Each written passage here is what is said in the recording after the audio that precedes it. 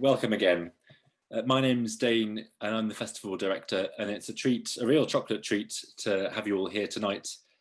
I'm now going to introduce Elspeth Garman, Professor of Biochemistry at the University of Oxford, and Yatir Linden from the Linden Chocolate Lab as we explore the surprising science of chocolate.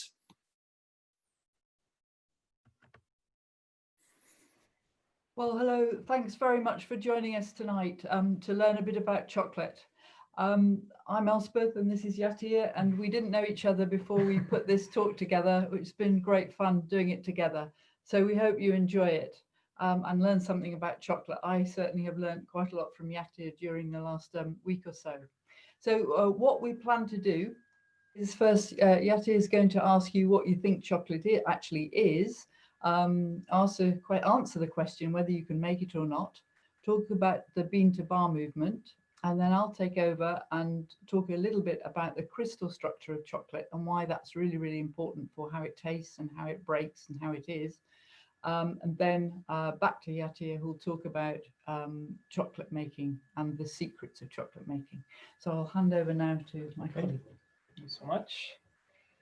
Okay, good evening, everyone. I have to confess, I've done it dozens of times, but never in a virtual form. So you need to be patient. But I hope you all going to enjoy this talk and learn something, few things or interesting things about chocolate. Okay, so let's crack on. So the first question, and you can type into the chat. I guess we all here this evening because we all love chocolate, right? But I've never seen many people who actually know what is chocolate.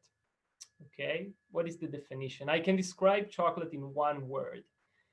But please take 30 seconds. Okay, type into the chat, what do you think is chocolate? Then I'm going to address that. Okay, so just take 20, 30 seconds and we'll continue from there.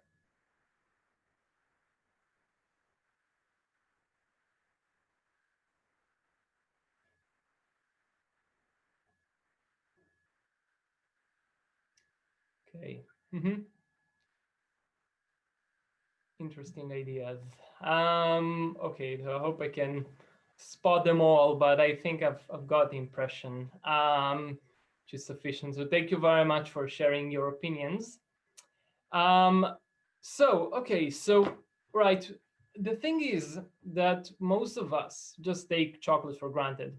All right, we don't overthink about what is chocolate. So we just go to the supermarket, specialty shop, and buy it. Okay, and don't overthink about it. So in this pictorial image, I show you how chocolate actually looks like. Okay, so chocolate by definition is a suspension, okay, of solid particles. So don't be intimidated by the term continuous phase. Okay, it just means that it's homogeneous. So it means that we have a model of solid particle within a fat. Okay, mostly cocoa butter. Okay, so this is a revelation for most of the people because we think about it as a very homogeneous one, but chocolate in the macroscopic level is far from homogeneous. Okay, so I think this fact is interesting and interesting to note and interesting to start with. Okay, but now the question comes, if we're talking about solid particles, okay, how come it feels, smooth when I taste it? It doesn't feel gritty or sandy feeling. Okay, and there is the answer for that, or beforehand. Think about it for a second. Take one step back. Think about the simplest form, dark chocolate. Okay, we have on one hand we have sugar on one hand, on the other we have fat-based, which is cocoa butter. All right, and most of us know that if we mix oil and sugar, all right, they don't dissolve into each other. You can stir it all day if you like, but nothing happens. All right, so it's not something that we can control on, but what we can do instead is grinding. Okay, and so this lovely machine here, and I'll mention what this color is just at the very end. So this is stone grinder.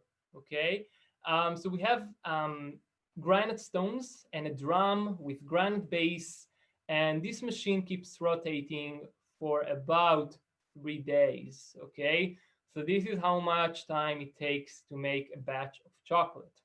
And the idea is that because of the shear force of the wheels and the drum, the particles are reduced in size up to a level that we don't feel it, all right? Because our palate has some limits and all our senses. So that's the idea. Instead of dissolving, we grind them, all right? And the concept of solid particles still applies, okay? So this is how you can do it. And of course, when the talk go through, I'll talk about how you can, make it and what you need for it and how you can play with chocolate making, which is lovely.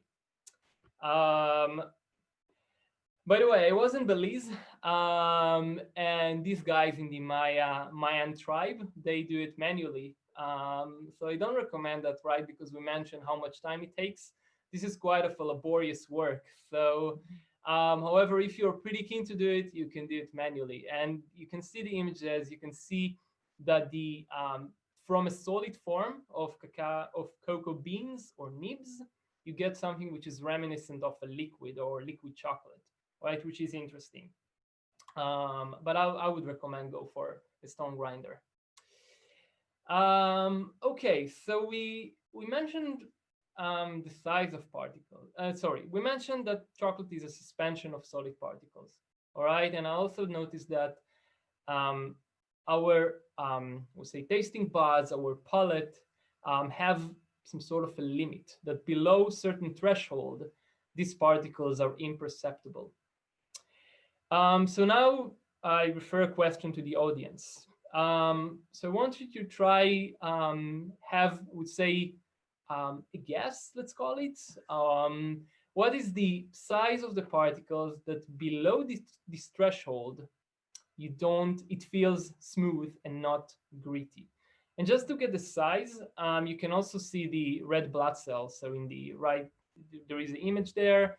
And you can see a red blood cell, which is roughly about 7 microns. All right, that gives you sort of a feeling for the size that we're talking about. All right, so please take just 20 or 30 seconds to, and also the second question, which is more challenging. If you go down below this threshold, can you actually feel how fine is the grinding? So yeah, let's see what you think.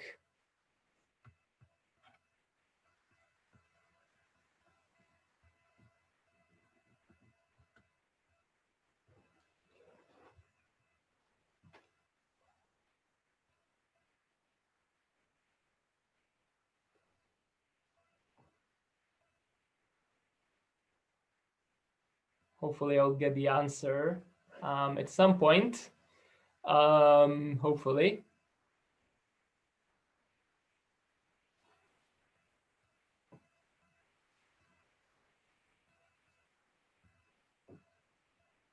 Okay, right. So we have quite a knowledgeable audience, which is good because then I can challenge you. So the majority of the audience votes for 30 microns. And then for the second question, you can actually feel how fine is the grinding. So, so you're right. And I'll close this window. Okay, so you're right.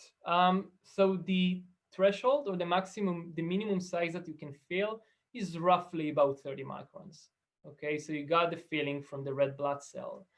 But when we talk about, solid particles, and we'll talk about a lot of particles, there is not one number. There is a distribution. All right, and I don't want, because I don't have enough time to go through this graph, but simply put, we're talking about something which is either close to normal distribution. So you can see the particle size on the x-axis here. Okay, this is logarithmic scale, which means it goes up quite rapidly. And then is the distribution. So you can see here, this is the size that we're talking about, around 30 microns. So we need to achieve this number to go down, to go below this size, so we can feel our chocolate smooth and pleasing. Okay. And in terms of the second question, so you're right, you can actually feel it. It's funny because you can't feel, feel, it's both of them feel smooth, but if it goes down to what's called overgrinding, you have a very gummy feeling in your palate. So you can actually taste how fine is your chocolate, which I think is interesting. So you can challenge yourself and try that with different chocolates. So you can do it at home in your free time. Okay, so let's move on. After we understood a bit what is chocolate, and I can see that we have knowledgeable audience, so it's good. And how you can make chocolate, and what is the basic principles of chocolate. I wanted to introduce you to the concept of bean to bar movement. So this is the name. And I want you, hypothetically, all right, go back 30 years ago, 20, 30 years ago. Let's say you have a fetish for flavor that you really like in chocolate and you can't find it, or you got tired from the commercial chocolate and you want to do it, according to your own recipe. Think about it for a second. It deemed impossible to make chocolate from scratch, let's say in your kitchen. Okay, if you can think about a cake, you can bake it. It's not a problem. But chocolate is something which is more challenging. All right. So 30 years ago, if you actually wanted to do it and you were keen enough, so you need two things. First of all, you need a lot of capital. You need a lot of money because these machines were enormous back then. You essentially need to build a factory, more or less. And secondly, the knowledge. Okay, think about the internet, barely accessible 20, 30 years ago. Right? I mean, you need to learn from somewhere. All right. So because of these reasons, chocolate making wasn't accessible for everyone. Okay, only for manufacturers. However, about 20 or 30 years ago, this is where the bean to bar movement started, which means that there were a couple of crazy guys, all right, started from they were leaving the States, and they decided that they are tired from the commercial chocolate. They want to do it according to their own way. And what they did, they actually adopted the idea from India. So in India, people have been using for quite a long time the stone grinders that I showed you for different purposes. But what these guys did, they took the idea, they adapted the motors, they changed the geometry, and then we saw a great downscaling. Okay, and I'll go through that in a second. And then, of course, you have hundreds of chocolate makers that popped up in everywhere. Essentially, the knowledge has been distributed over the web, and sustainability of cocoa and other things that accommodate with this bean to bar movement. But I think the major part is the downscaling, which means it became accessible to everyone. Okay. And by the way, if you look on these companies here, so these guys won dozens of chocolate prizes over the last 10 years or so. How many of them you know? So these are craft chocolate makers. So not all of us know them. Okay, so right, so I mentioned, okay, downscaling. So 20, 30 years ago, we're talking about, I would say, hundreds of kilograms, okay, per batch, which is quite a lot unless you really, really love chocolate. But nowadays, I have a question to you, and you can vote. So you have 5 options. What is the smallest chocolate batch that you can make? Batch, by batch, I mean on one go. Okay, you put all the ingredients on one go. What is the smallest size or smallest batch that you can make now? Okay, take 20 or 30 seconds to think, and let's see if you're consistent with the right answers.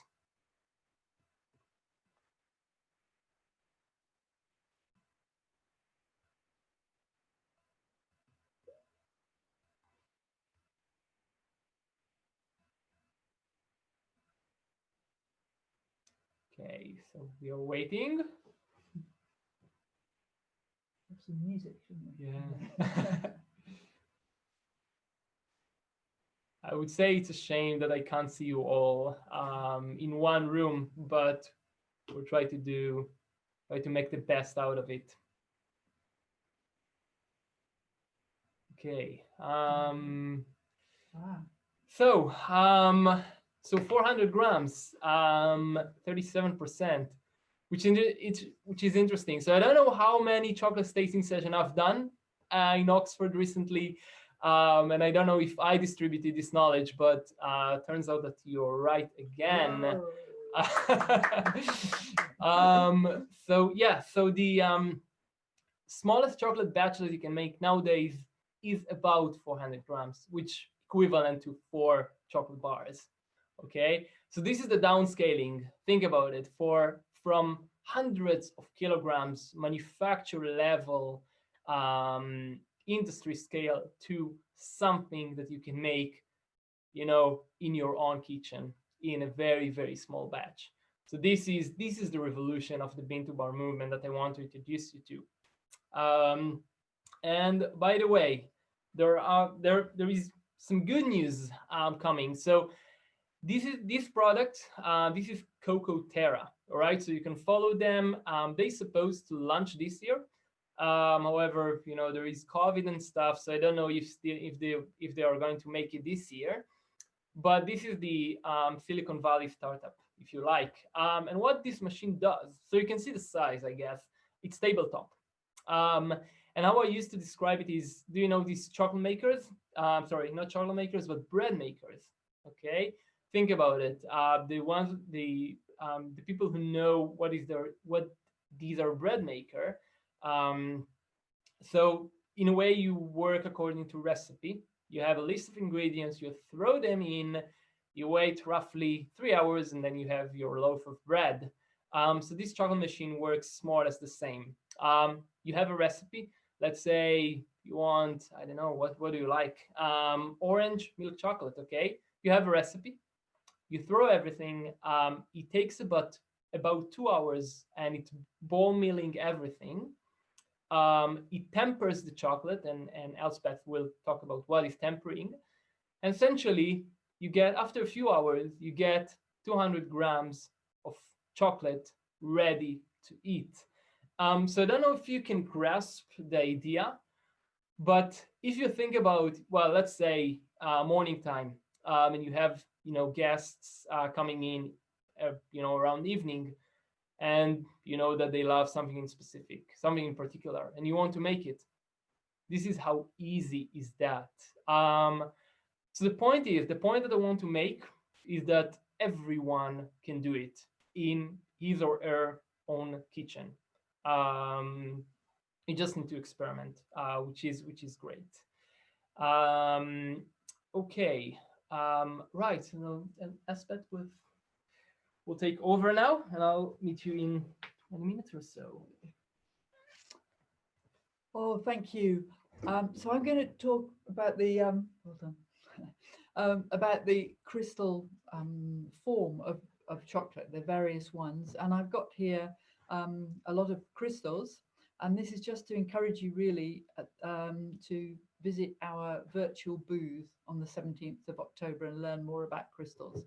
So the first thing is, what is a crystal, and why has it got anything at all to do with crystallography or crystal or with chocolate? So here's a chocolate, and we have some that we haven't eaten yet here, and here are some sapphire and diamond beautiful necklace, and they don't look at all the same. And I can break one in half. I can't break the diamonds in half. They're very hard. If I put my fingernail into the chocolate, it'll make a mark, but it won't on the diamond unless you bought really, really poor diamonds. So why are we saying that they've got anything to do with each other? Well, first of all, we'll look to see what a crystal is. A crystal is just an ordered arrangement of either atoms or molecules, if it's a protein crystal. And down here, I show a diamond, and these are carbon atoms. And as it rotates, you can see different symmetries appearing. There's a hexagon, but it looks like a cube if we look from some angles, and it's got some internal symmetry as well, that you can see there's a hexagon again inside and outside. So basically these atoms are lined up in a very, very repeatable, ordered way, and the crystal is made of a repeating unit. There's a minimum size of this unit, and I show what it is for diamond here, that if I translate this, I can build up an entire array, which is the crystal. So what has this got to do with chocolate? Well, if we look at the sort of sizes of crystals that are in the world, the biggest ones ever found are these 12-meter long, 4-meter wide, amazing selenite crystals in the Cave of Crystals in Mexico. And there it's at 50 degrees centigrade in there, so you have to wear a refrigerated suit to go in. And they took about 500,000 to 1 million years to grow. They're very special conditions down in the mine, so they're absolutely enormous. They're the biggest that have ever been seen. And in my lab, we look at protein crystals, which are about 50 microns, and a big one would be 50 microns. We'd go down as low as 5 microns, about 1/100 of an inch. So that's a sort of range of sizes of crystals that you can find. Now, Yati has already told you that chocolate is actually this mixture of cocoa mass, of sugar, of cocoa butter, and milk powder, and it's the cocoa butter that actually forms crystals. And here you can see a tempered, and we'll get to that in a minute, a nice shiny chocolate dipped strawberry here. And here is a sort of white one, which is dull and it doesn't look so appetizing at all. And if you've ever kept chocolate under, well, my daughters used to keep their Easter eggs under their bed, and they would leave them and forget about them, and they'd go all white with time. And in fact, we got some chocolate out of my kitchen now, some very nice chocolate, and you can see that it's had a hard time. It looks like it's been melted and then it hardened again. And can you see it's all white on the back? It probably would taste okay, but it's it doesn't look appetizing at all. My share screen has just gone. There we go. Do that again. Okay. So same problem. I don't think I've quite got complete control of this. Apologies, guys. This is the host has asked you to start your video. Yeah, okay. I haven't got a video. Okay. Let's go to where we were. Sorry, guys. This is not perfect. Okay, great. Right, so we were talking about the fact that we've got these constituents of chocolate, and the cocoa butter is crystalline. So what do we mean by that? Well, if we look here, we can see that all the molecules of the cocoa, which is this, there's a carbon atom where it doesn't have an atom. The organic chemists think we all know that everything's made of carbon mainly, so they don't mark them. But we've got some hydrogen, nitrogen in this. This is the actual molecular structure of cocoa. We can see here that all the molecules are not lined up in an ordered array. They're sort of random, and that as we change the temperature of the chocolate, the arrangement changes. And in fact, there is 5 types of arrangement that we can get of the molecules, and some of them we want and some of them we don't. So if we just look at these types now, there's actually 6 we really don't want. Number 6, which is very, very hard. It takes weeks to form. So all these melt at a different temperature. The first one, form 1 at 17 centigrade. It's very soft and crumbly. It would be horrible in your pocket. It would actually melt in your pocket. And the second one too. The third one is firmer, but it doesn't snap nicely. So if I break this, it made a little snap. I don't know if you heard it. It also melts too easily. And the form 4, similarly, the one we actually want is form 5. That's glossy and it's firm. It has the best snap and it melts near body temperature. So we want our chocolate to actually crystallize. In other words, line up the molecules in an ordered array in form 5. So what do they actually look like? At the beginning, I showed you this repeated this diamond here, the carbon atoms. And if you imagine one of these cocoa molecules here being positioned at each of these places on here, you can see that this is form 1 down here. It goes into form 2, and then it goes more like a rectangle. The sides are not equal here, and then but the angles are at 90 degrees, and then as we warm it up, it forms arrangements, repeated arrangements, which are have non-90 degree angles here, alpha, beta, gamma, and also the sides are not equal. So that the molecules are actually rearranging themselves, and you can have a very small proportion of one of these forms, and it can encourage all the others to crystallize in the same way and line up the same way. So if we start with temperature here, we can see all these types, and we come up here, and the one we actually want is this one. We don't want any of these in our chocolate, and this is the tempering zone. So what does tempering mean? Yatta mentioned already that in order to get the nice smooth feeling in our mouths and the good taste of the chocolate, the right consistency, we need to temper it. And the reason we need to temper it is that we need to get it up to this temperature here and then cool it down so that it stays in this form, this arrangement, this crystalline form, and it doesn't go back down through these guys who we don't want at all. So how are we going to do that? This is summarized here, where we go through the different forms. As I say, we want this one. This is a perfect chocolate here, and this, it melts in your hand, melts in your mouth. So that's just a summary of what I've already said, and it gives all the temperatures. So how are we going to temper it?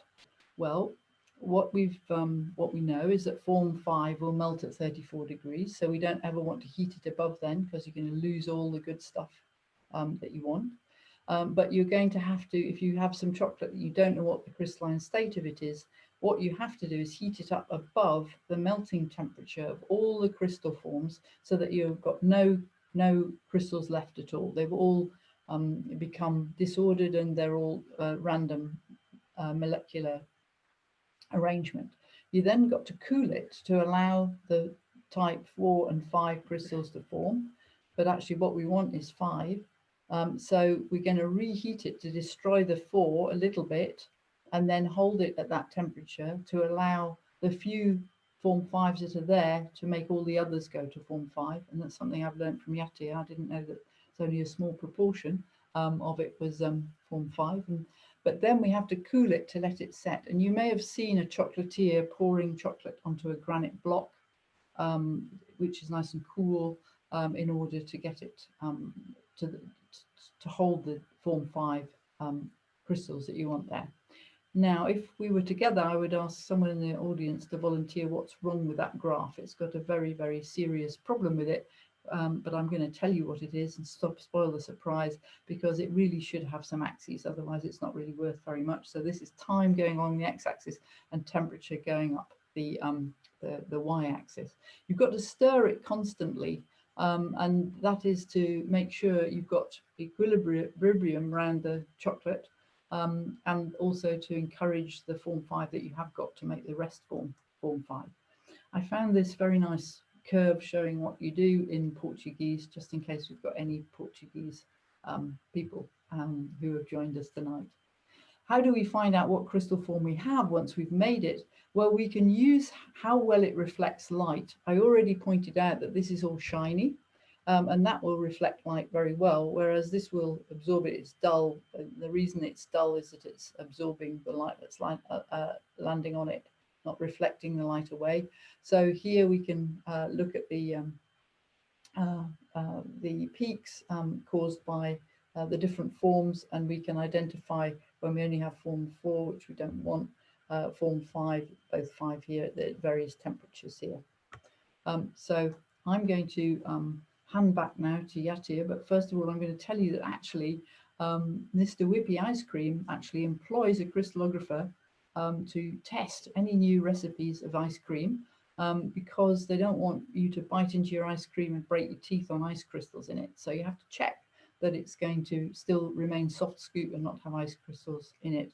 And these soft cookies that they have in America, these classic yellow moist supreme here, again, you don't want to break your teeth on sugar crystals when you bite into those. So they actually employ somebody to hit the foodstuffs with x-rays and have a look to see what the diffraction patterns are to find out if there's any crystals in there.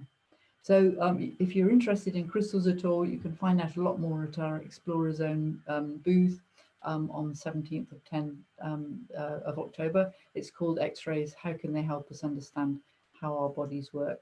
So now I'm going to hand back to my colleague. Great. Okay, right. So I think I've got like 10 minutes or so.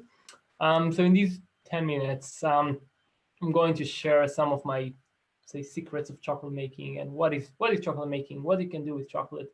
And I think you will be amazed how much flexibility you have. But first of all, I want to just to stress a point. What is chocolate making? And there are 3 points here. So first of all, it's not chocolate melter, what's called. So chocolate melter essentially takes, he or she, takes the, say, the pre-made chocolate, they melt it, they temper it, and Elspeth mentioned, they mold it, and they sprinkle some nuts, and then they say, well, here's my chocolate. So it's not that. And it's not being a chocolatier. So chocolatiers are, they studied quite hard to get, their competencies, and they know how to play beautifully with chocolate. They know how to work with it. They know how to create beautiful things. But as the chocolate melters, they take the pre-made chocolate and play with it. So, and in contrast to that, there is the chocolate maker. What the chocolate maker does is building a recipe according to his or her ideas or fetish or whatever. Build a recipe, grind the ingredients. So take from the raw ingredients to the chocolate bar. So this is what chocolate making is. Okay, so I think it's important distinction. And there are few ironclad rules of chocolate making that you need to know before you start, because as I mentioned, you can buy it on Amazon and get it the day after and start making chocolate by the weekend even. So it's amazing. But there are some rules. No, actually, I'm kidding, but there is only one. There is no water. And to go into this reason, I need to continue speaking for about an hour or so, but we'll keep it simple. So no vanilla extract, no beer, no vodka, no anything that is water-based, okay? So we need to adhere to this rule.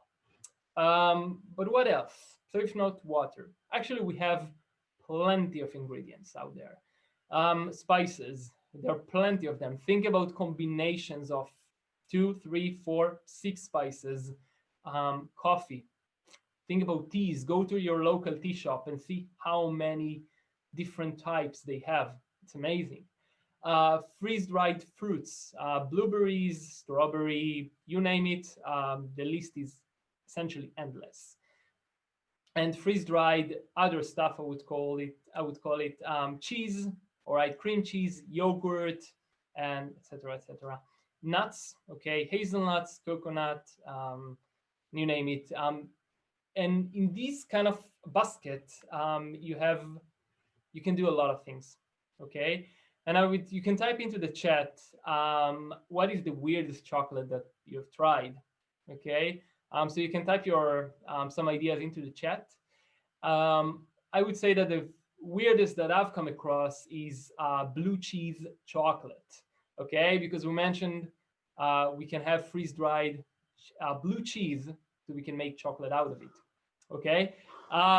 So you can be really, really creative. But I want to share with you some of practical ideas, let's call it, or practical flavors. I mean, all of them, these are the things that I've tried. I think all of them were pretty successful. So this is kind of a partial list. And let me go through so quickly one by one. To chai latte, okay, how you can make it. You take the tea, so in that case, oolong tea, and then you blend 6 different spices. How come you know which spices? You go to Google, how to make chai latte, you blend the spices or you grind them and you get chai latte, chocolate, okay, which is actually pretty good. Yogurt, okay. I recently made white chocolate with yogurt powder, so it has like an aftertaste of yogurt, which is very interesting. Maple, how you can do maple chocolate? Simply, you just replace the sugar with maple sugar. Earl Grey, you have your Earl Grey leaves, and you can add bergamot powder as well. So add some citrusy finish to your chocolate. And I would say that you grind all of that. So it could be maple sugar, it could be yogurt powder, it could be Earl Grey leaves. You just grind them in the stone grinder that I showed you. Interestingly, you can make beer chocolate. How? You just use malt. So you just add malt to your dark chocolate, and then you get sort of a Guinnessy dark chocolate, which is very interesting. Irish cream, another interesting idea. In that case, what I did is actually infused the cocoa nibs, all right, so the beans, just broken beans, with Irish cream, and then dried the nibs and then grinded them. So I actually got very pleasant Irish cream chocolate bar. Gin, all right, you can use juniper berries and other botanicals. Mulled wine, it's something that I did last Christmas, but you don't have wine, okay? So what you're going to do, okay? Think about the tasting notes that you want to get. Wine, the first, I would say, two things that come to my mind are, I would say, fruity and some sort of, I would say, some sort of flower, perhaps. So I went to the local tea shop and find hibiscus, okay? So you can use hibiscus, and that gives you the wine flavor that you want. Well, actually, you can read the other ideas, which I think are interesting as well. Caramelized chocolate. So do you remember this color? So this is caramelized white chocolate, this beautiful color and beautiful taste as well, coming from a caramelized milk powder, right? So you just caramelized it, and you grind it, and you get, I would say, blondie white chocolate, which is great as well. Just be aware not to burn the milk powder, okay? Because then you're in a big trouble. And believe me, I was there. Okay, so I think, yeah, I think we reached to the end, more or less. So I would like, to thank you all, for, let's say, virtually coming here this evening, and hopefully you learned, a few things about chocolate, interesting things, practical things. And yeah, I guess now it's time for some Q&A. And by the way, for the ones who actually made it the big journey from the table to the couch or vice versa, you can use a coupon code and get 10% off if you like to try some interesting types of chocolates. So you are very welcome to take a photo of this coupon and the website and just use it in the next 7 days. So yeah, we're open for Q&A, are we? Great. Go ahead, Kathy. Thank you, Yatir and Elspeth. I'm just going to stop your screen share so that people can actually see your faces as you're answering the questions. So to the audience, if you have questions, do please put them in the Q&A box. And I will start going through them and posing them to our panelists. So the first question we've had is, what's the rarest or most expensive cocoa bean? Yeah, I should answer that.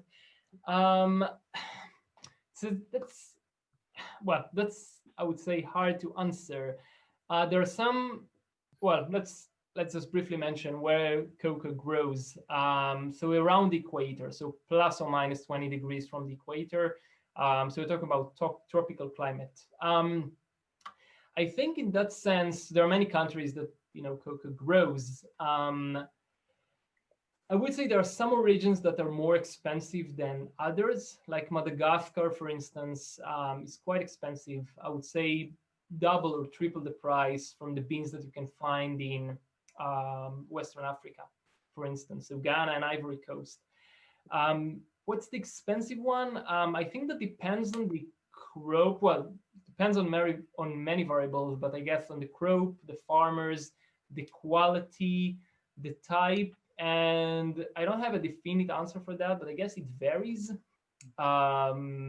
Yeah, I hope it satisfies. But it's hard to tell. Do you have a favorite chocolate, Lyndon?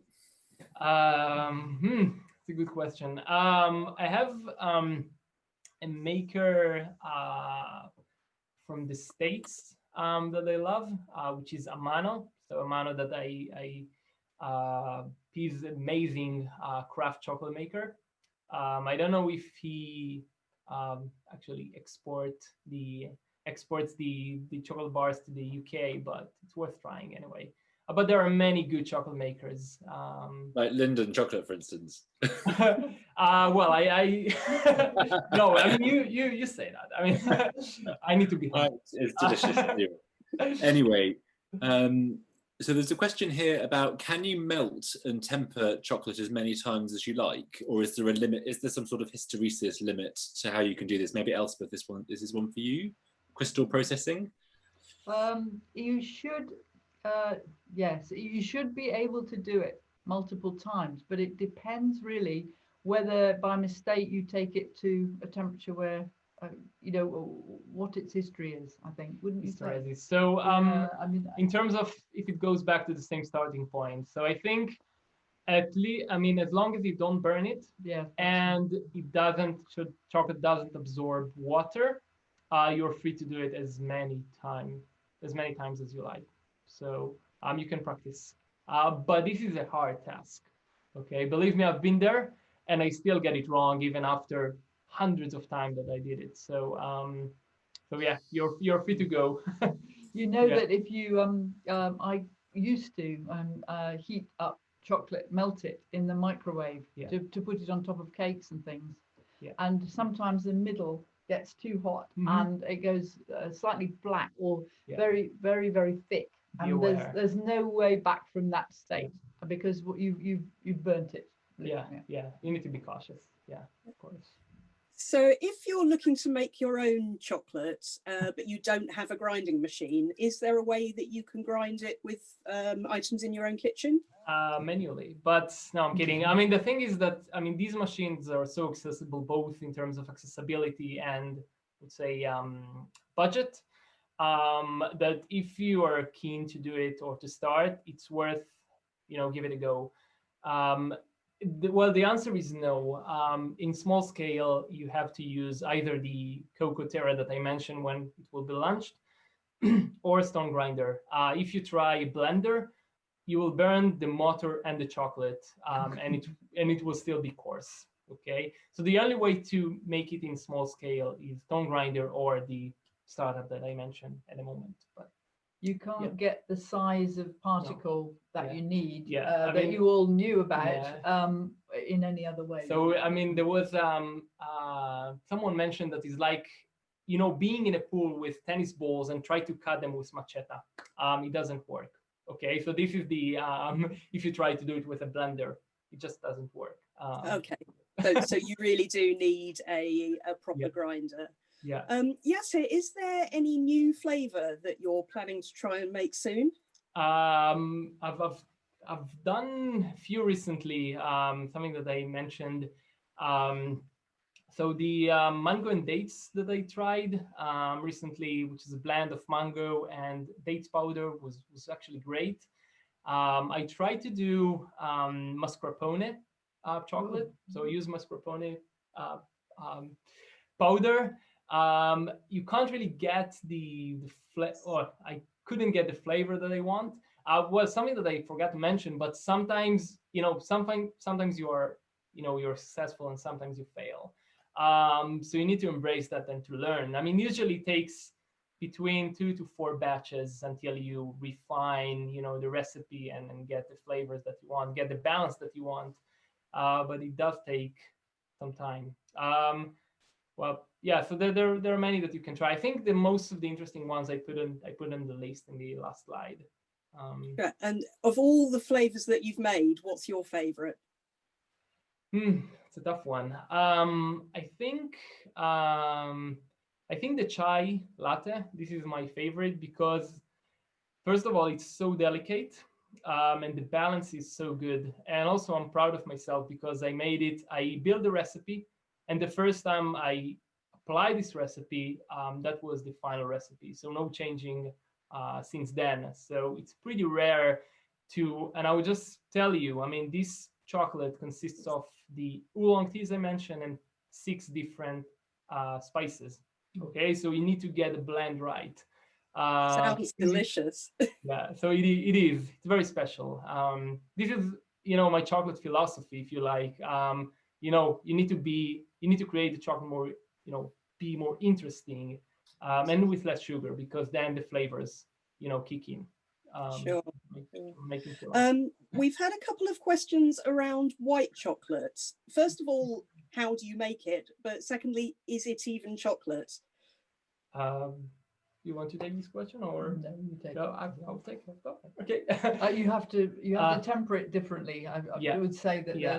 the temperatures that I Yeah. showed were actually for milk chocolate, and the dark chocolate ones are very slightly higher, and the milk chocolate ones are a bit lower. Yeah. I think. For the simple reason, it's called, this is the bomb for today. This is called eutectic point. So if you blend cocoa butter and I would say butter fat, if you mix these two together, the melting point is lower. I mean, imagine that you mix water with salt. There is a reason why you see salt on frozen roads, because it reduces the melting, not the melting, but the freezing point of water to -20. So this is what happens in milk and white chocolate. So you need to work in slightly, I would say 2 or 3 degrees lower than dark. But in terms of the question, how you can do it, same method. You use stone grinder, but you adapt you omit the cocoa beans or the cocoa mass. It's the same stuff. And you just use the cocoa butter, milk, and sugar. This is the simplest form, and this is why it doesn't have the, let's say, dark color, typical dark color. And yeah, so this is how you and if it's actually chocolate, there is a debate about it. In France, they call it white mass, so it's illegal to call it even white chocolate. But this is the cocoa butter. So you can name it if you want to call it, as long as you like it. So I think you can call it chocolate. Right. Well, I like it, and I'm going to call it chocolate. Yeah. When you're making chocolate, if it curdles or separates, is there anything you can do to save it, or do you just need to restart? In terms of Tempering, or when you're actually making it? Well, the question is, when chocolate curdles or separates, can you do anything with it? I would say if you've taken it too high in temperature, yeah, then so I mean, separation, I think, when you get this bloom, so the white layer, I think this is what he or she referred to. So separation, but the thing is about this system, that you can't really get a because this is a solid state, so you can't really get a separation. I mean, the system is just too dense for separation. It's different from spreads. When the fat flows, chocolate is just different. I mean, the system is pretty rigid, so the kinetics is just too slow to get it. You shouldn't get it. If you do, I don't know what was exactly separation means, but yeah, that's a riddle, I guess. Shouldn't happen. Okay. Yeah. Okay. So another question is, can you get different types of cocoa beans in the same way that you can get different types of coffee beans? And would they make differently flavored chocolates? Of course. Yeah, the cocoa beans are different from place to place, from crop to crop, from year to year. If you grow, mango crop nearby, it absorbs the mango flavor, or so. I mean, the flavor is, changing between.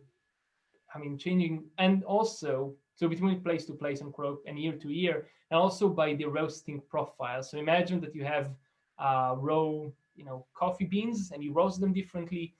The flavors that you get are either lighter or deeper. So you have a lot of control. So yeah, and then for instance, if you can Google spider chart of chocolates, you can get different flavors. For instance, Madagascar is very sour, and the Malaysian one is very sour as well. Bitter. It's very, and there are other that are bitter and earthy and nutty. So yeah, so you can just type spider chart of chocolate, and you can get the different flavors and the balance. So yeah, they are very, very different. Yeah. Right. I've got a question now for Elspeth. Joanna's asking, have you ever seen the 12M crystals in real life? And if not, do you plan to? Well, we did for the science festival the year before last. We actually prepared, we did the wrong thing with chocolate, and we prepared all the different types. But we didn't get through the health and safety with it, because lots of people came and handled it and tried breaking it, and it got touched, and it would, and so we didn't do it last year. But we did all sorts of things to it, like putting it in the freezer, keeping it for a long time, and so on, to produce the different types of crystal. What I've never done is put chocolate up in front of my X-ray generator that I used to have in the lab, to actually look at the diffraction patterns from the chocolate. But you could actually visually see that these were different, that they were the wrong sort. They really did bend instead of snap, and they melted lower, and the form 6 that we made was really, really hard. If you bit into that, you'd probably break your teeth. Oh no, we don't want to be doing that then. I think the question was about the large crystals in the cave. I think the question was coming out, I think the question was almost asking, what is your favorite crystal? Oh, my favorite crystals. Oh, well, actually, my favorite crystals are protein crystals. And I'm very, very fond of insulin crystals, because we did some, and also ferritin, which is in an iron storage protein in your body, because we've done some really interesting experiments with both of those, to do with improving the methods by which we find the three-dimensional shapes of biological molecules. So I think those are. I also, when I changed fields from nuclear physics, where I started, and I grew some crystals in the cooling circuit of the X-ray generator I was looking after, which were copper chloride crystals, and they blocked the pipes, the cooling pipes, and I had to take the pipes to bits and clean them all out. But I was very, very proud of myself that I'd actually grown some crystals at last.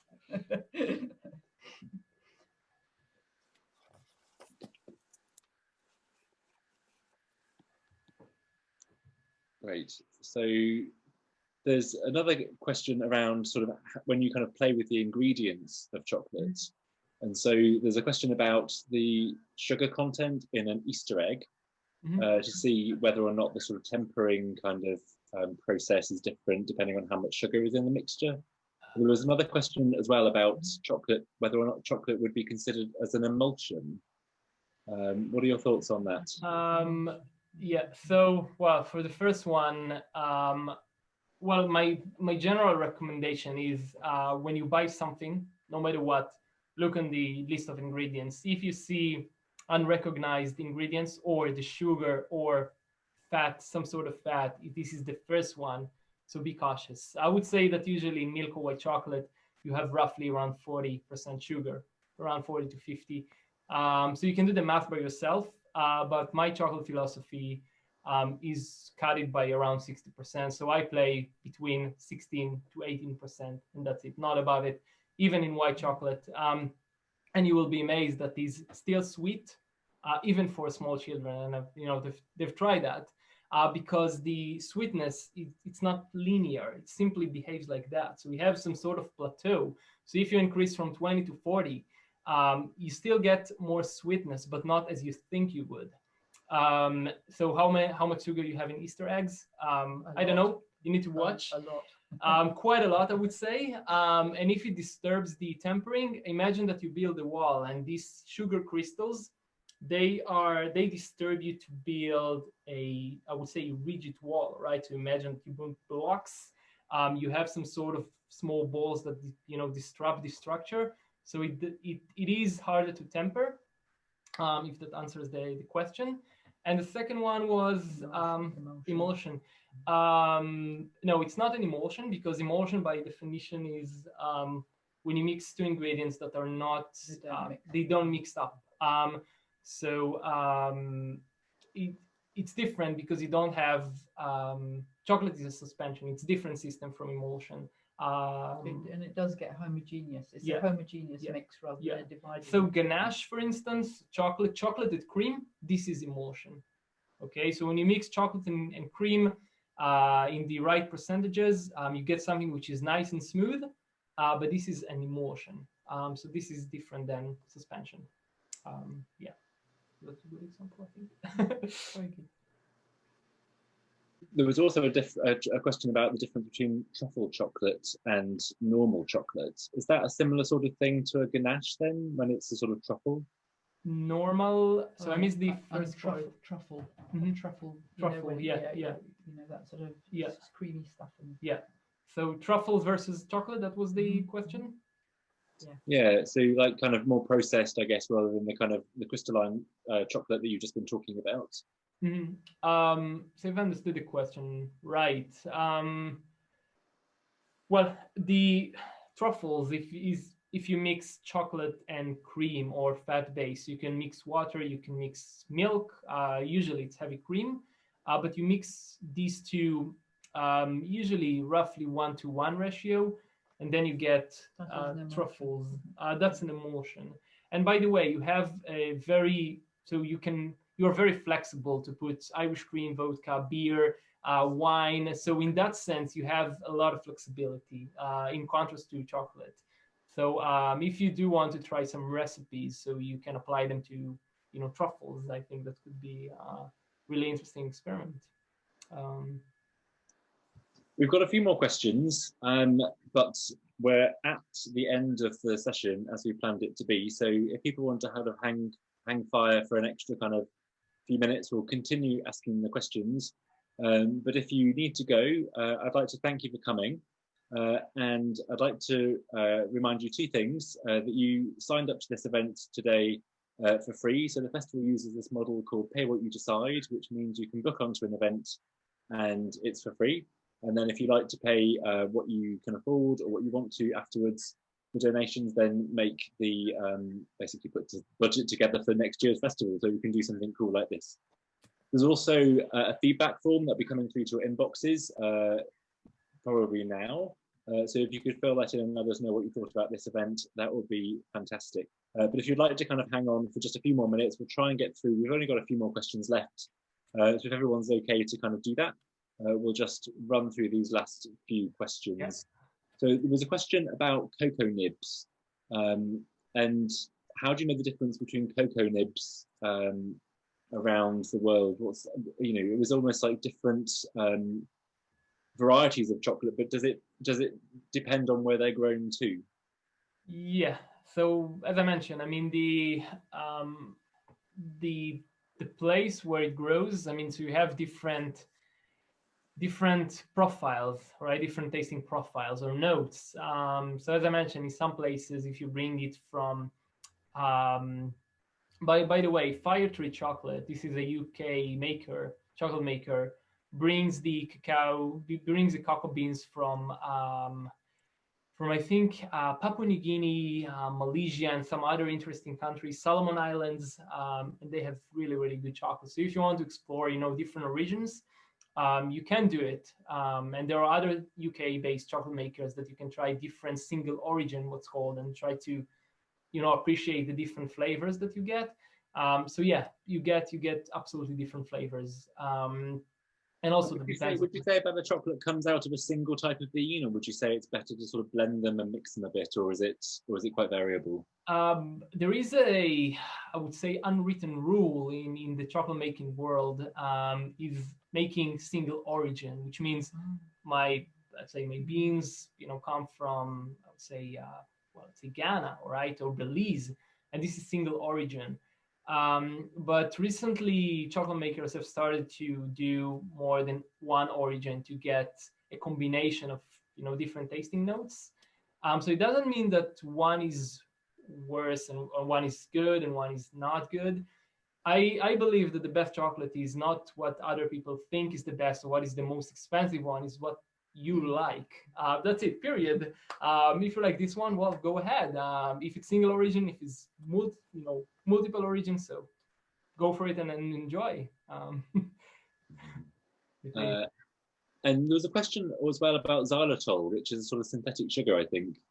Have you ever thought about using that? Or have you come across chocolate which uses xylitol rather than sugar? Yes, I've considered that, but as a person who have, I would say, trained for the last, I've been training for the last 20 or 25 years. This is part of my DNA. So I'm pretty cautious about the sugar content, as I mentioned. But these are, although they have, I would say, the toll at the end, so the maltitol and xylitol, so these are alcohol sugars, although they have roughly about 60% of the calories. I won't go into this discussion now, but you don't measure how would I phrase that? So if I eat something which is full of calories, doesn't mean necessarily that is bad for you, because sugar actually has, low calorie compared to fat. So this is not the way I measure it. I've considered that, but I think this is kind of, I would say, sort of deception, because it's not about the calories. It's about about the calories. It's all about the taste. Yeah, and that's a story for a different talk. There's another quick question about sort of milk chocolate as well. So we talked about dark chocolate. We've talked about white chocolate. How does milk influence, or the introduction of a different sort of fat? How does that change things? How does the milk, making milk between dark and milk chocolate, how does that influence how does it influence the how does it influence the taste, or how does it influence the behavior? Its crystal structure, maybe, and also the way that it melts in the mouth. Okay, well, the tempering has to be a few degrees lower, because adding the more milk, that brings the temperature down where the melting is. So you have to treat the dark chocolate and the milk chocolate differently when you're tempering. And it's harder to temper because it's butter harder to temper milk chocolate. Harder to temper because the cocoa butter, this is the ingredients that crystallizes, and if you have other ingredients, they disrupt the propagation of the crystals that you want. So it takes more time to form, I would say to completely solidify, and yeah, just harder to temper. So you need to. You still need form 5, so it's still the same crystal form, the crystal arrangement that you want. The slanted version. Yes, that's right. Yeah. So it's a bit like a parade ground of soldiers, where you can repeat the pattern by taking one soldier and moving it along. And then, you put some milk in there and you sort of put an elephant in the middle of the parade ground, and you disturb the arrangement. Yeah. Or as Yati already said, a brick wall in which you've got a pipe, sticking out, and that disturbs the arrangement of the bricks. And they've got to. Yeah, I mean, luckily the butterfat structure is reminiscent of the cocoa butter. So if you use coconut oil, for instance, you get structure which is completely different, and then it's very, very hard to temper. The actual butterfat, so what you have in milk powder, is you can actually build this wall. You can actually still build this wall without major disruptions. So luckily they are more or less matched together. So it's all about sort of the microscopic bits. I think that's probably a good point to end on. Otherwise, we could go on and on and on. But I'm going to give the Explorers Own Digital one last plug, because if you want to find out a bit more about how crystals in your body work and how they all function together, Elspeth's going to be hanging out on the 17th of October in Explorer's Own Digital, and there might be something to do with jelly babies at some point in some way, shape or form. So if you like, if you have a sweet tooth and you've enjoyed this event tonight, let us know in the feedback. Maybe we'll see you on Saturday, the 17th of October.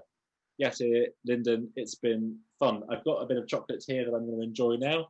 And I'll appreciate it in a much different way now I've understood the chocolate and the crystal structure. Thanks everyone for coming. We'll see you at more events, I hope.